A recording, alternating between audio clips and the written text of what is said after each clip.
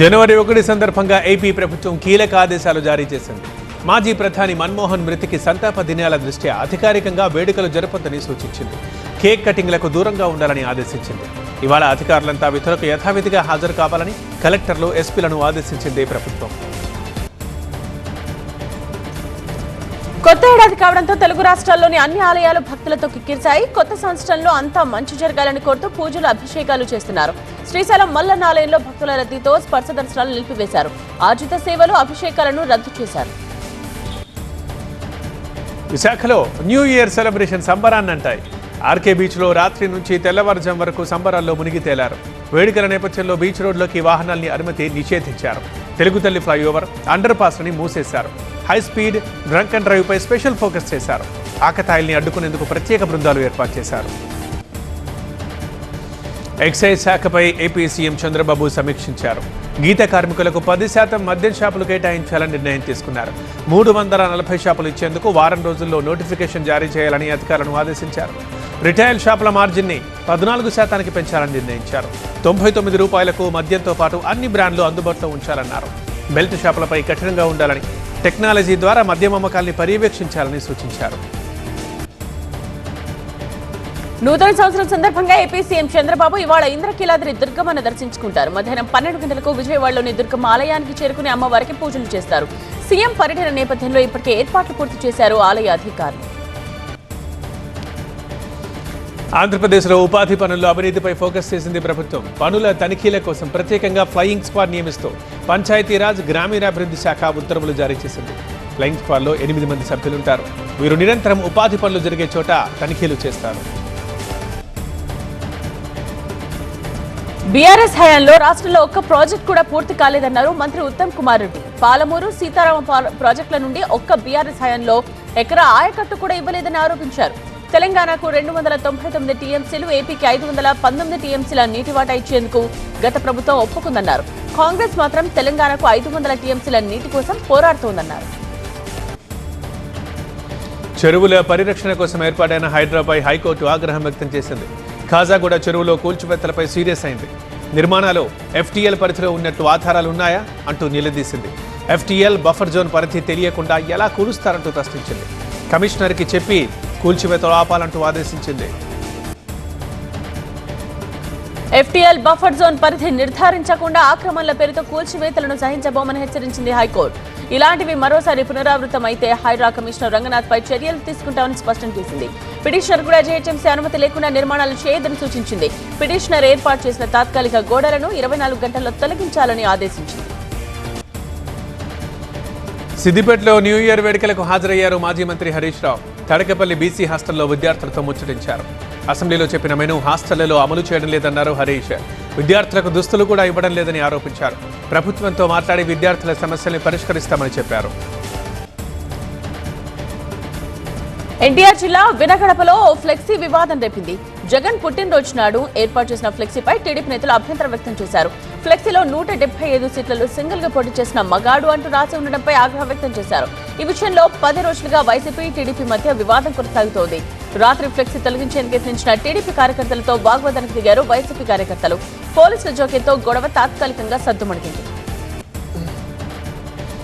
హైదరాబాద్ బంజారాహిల్స్లో నూతన సంవత్సర వేడుకల్లో డ్రగ్స్ గుర్తించారు పోలీసులు. రోడ్ నెంబర్ 12లోని ఓ అపార్ట్మెంట్లో 30 గ్రాముల కొకైన్, 6 గ్రాముల ఎండీఎంఏ స్వాధీనం చేసుకున్నారు. ఒకరిని అదుపులోకి తీసుకుని డ్రగ్స్ లింకులపై విచారణ మొదలుపెట్టారు టాస్క్ ఫోర్స్ పోలీసులు. హైదరాబాద్ బహదూర్పురాలో వ్యక్తి హంగామా చేశాడు. డ్రంక్ అండ్ డ్రైవ్ చేస్తున్న పోలీసులతో వాగ్వాదానికి దిగాడు. నా వాహనాన్ని ఆపుతారా అంటూ వీరంగం వేశాడు. వాహనం ఇవ్వాలంటూ రోడ్డుపై హడావుడి చేశాడు. మందుబాబుని అరెస్ట్ చేసి స్టేషన్కు తరలించారు. మీర్ చౌక్లో డ్రంక్ అండ్ డ్రైవ్ చేసి పలు వాహనాల్ని సీజ్ చేశారు పోలీసులు. హైదరాబాద్ హయత్ నగర్ లో న్యూ ఇయర్ వేడుకల్లో యువకులు ఘర్షణ పడ్డారు. మధ్యలో ఒకరిపై ఇంకొకరు దాడులకు తెగబడ్డారు. స్థానిక సమాచారంతో రంగంలోకి దిగిన పోలీసులు ఇరు వర్గాలను చెదరగొట్టారు. పలువురిని అదుపులోకి తీసుకుని స్టేషన్ తరలించారు. హైదరాబాద్లో న్యూ ఇయర్ వేడుకలకు బిర్యానీ కొరత ఏర్పడింది. డిమాండ్కు తగ్గట్లుగా హోటళ్లు, రెస్టారెంట్లు బిర్యానీ సరఫరా చేయలేకపోయాయి. పలు హోటళ్లు, రెస్టారెంట్ల దగ్గర బిర్యానీ కోసం మందుబాబులు బారులు తీరారు. అర్ధరాత్రి బిర్యానీ కోసం గంటల సేపు హోటళ్ల దగ్గర పడిగాపులు కాశారు. చాలా మందికి బిర్యానీ దొరకలేదు కూడా. హైదరాబాద్ పాత బస్తీలో సెల్ ఫోన్లు చోరీ చేసిన 4 దొంగల్ని పట్టుకున్నారు పోలీసులు. వారి దగ్గర నుంచి 3 లక్షల విలువైన 8 సెల్ ఫోన్లు, ఒక కత్తి, ఆటోని సీజ్ చేశారు. అనంతరం కోర్టు ఆదేశాలతో రిమాండ్కు తరలించారు. నిందితులు హుసేనీ ఆలం ప్రాంతానికి చెందిన వారిగా గుర్తించారు. విజయవాడ ఇంద్రకీలాద్రి దుర్గమ్మ ఆలయ ఈవో రామారావు పదవీకాలం పూర్తయింది. ఆయన స్థానంలో దేవాదాయ శాఖ అదనపు కమిషనర్ రామచంద్ర మోహన్ ను తాత్కాలిక ఈవోగా నియమించింది ప్రభుత్వం. హైదరాబాద్లో బంగారం ధరల్లో పెద్దగా మార్పులు లేవు. 24 క్యారెట్ల 10 గ్రాముల బంగారం ధర 78,480 రూపాయలు పలుకుతోంది. 22 క్యారెట్ల 10 గ్రాముల బంగారం ధర 72,670 రూపాయలకు చేరింది. వెండి ధర కొంచెం తగ్గింది. ప్రస్తుతం కిలో వెండి ధర 88,150 రూపాయలకు చేరుకుంది. మణిపూర్లో చోటు చేసుకున్న దురదృష్టకర ఘటనలపై ఆ రాష్ట్ర సీఎం బీరేన్ సింగ్ క్షమాపణలు చెప్పారు. కొత్త ఏడాదిలో రాష్ట్రంలో సాధారణ పరిస్థితులు నెలకొంటాయని ఆశాభావాన్ని వ్యక్తం చేశారు. గతంలో జరిగిన పొరపాట్లకు తనను మన్నించాలని, వాటిని మర్చిపోవాలని బీరేన్ సింగ్ విజ్ఞప్తి చేశారు. పార్లమెంట్లో అంబేద్కర్ను అమిత్ షా అవమానిస్తారని, బీజేపీ పాలిత రాష్ట్రాల్లోనూ అణగారిన వర్గాలపై వ్యతిరేకతే కనిపిస్తోందని కాంగ్రెస్ అధ్యక్షుడు మల్లికార్జున ఖర్గే ఆరోపించారు. మోదీ ప్రభుత్వ రాజ్యాంగ వ్యతిరేక పాలన కారణంగా దళితులు, ఆదివాసీలు, వెనుకబడ్డ వర్గాలు, మైనారిటీలపై దాడులు జరుగుతున్నాయని ఎక్స్ వేదికగా విమర్శించారు. పేదలు, అణగారిన వర్గాలు మనువాద భారంతో తల్లడిల్లిపోతున్నారని ఖర్గే అన్నారు. ఒడిశా పూరిలో వరద ప్రభావిత ప్రాంతాల ప్రజలను మాజీ సీఎం ప్రతిపక్ష నేత నవీన్ పట్నాయక్ కలుసుకున్నారు. చాలా మంది రైతులు నీట మునిగిన తమ పంటను తీసుకొచ్చి ఆయనకు చూపించారు. రైతులను ప్రభుత్వం పట్టించుకోకపోవడంతో స్వయంగా నవీన్ పట్నాయక్ రంగంలోకి దిగారని బీజేడీ నేతలు తెలిపారు.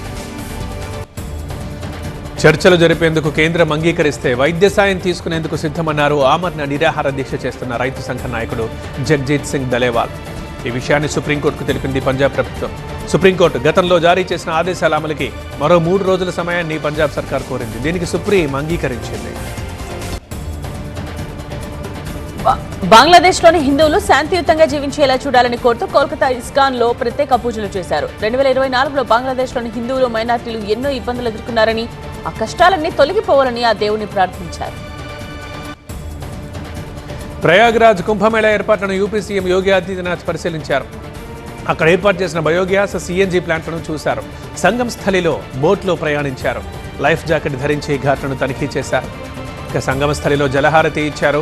ఇప్పటికే 5 సార్లు ప్రయాగ్రాజ్లో పర్యటించారు సీఎం. కొన్ని రోజులుగా స్తబ్దుగా ఉన్న హైడ్రా సంవత్సరం చివరి రోజు హైదరాబాద్లో హడలెత్తించింది.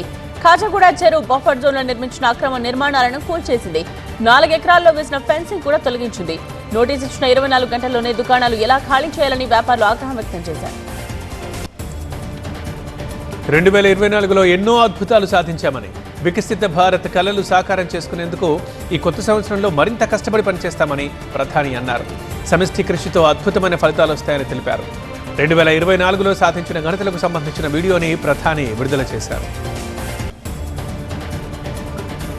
సంవత్సరపు చివరి రోజు ట్రేడింగ్ లోనూ స్టాక్ మార్కెట్లు నష్టాలని చవిచూశాయి. సెన్సెక్స్ 109 పాయింట్లకు క్షీణించింది. నిఫ్టీ ఏ మార్పు లేకుండా 23,650 దగ్గర స్థిరపడింది. ఇవాళ కూడా స్టాక్ మార్కెట్స్ పనిచేస్తాయి.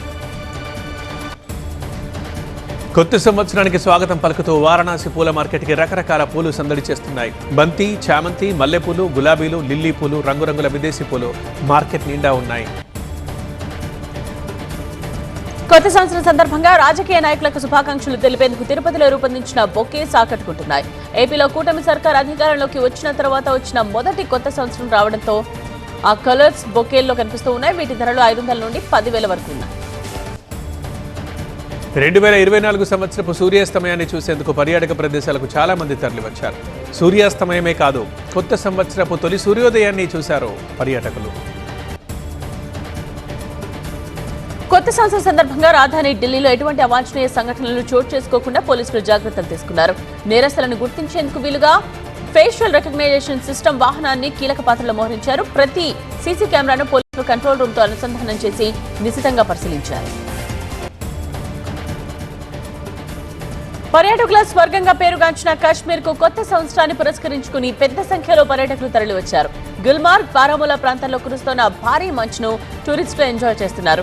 మంచులో ఆడే స్కీయింగ్ లో సరదాగా అందరూ పాల్పంచుకుంటున్నారు. సరిహద్దుల్లో తాము నిర్విరామంగా కాపలా కాస్తున్నామని, దేశ ప్రజలందరూ సురక్షితంగా కొత్త సంవత్సర వేడుకలు జరుపుకోవాలని బీఎస్ఎఫ్ బలగాలు సూచించాయి. గడ్డకట్టే చలిలోనూ వాళ్ళు భారత్, పాకిస్తాన్ సరిహద్దుల్లో పహారా కాస్తున్నారు. బలగాల్లో మహిళలు కూడా ఉన్నారు. Game changer cinema promotions Aha crazy talk show unstoppable with ఎన్బీకేలో భారీగా జరిగాయి. ఈ ప్రమోషన్స్ కోసం అన్స్టాపబుల్ షూటింగ్ సెట్స్లో సందడి వాతావరణం నెలకొంది. రామ్ చరణ్తో పాటు శర్వానంద్ కూడా షోకి వచ్చారు. ఈ వీడియోలు, ఫోటోలు బాగా వైరల్ అవుతున్నాయి ఇప్పుడు.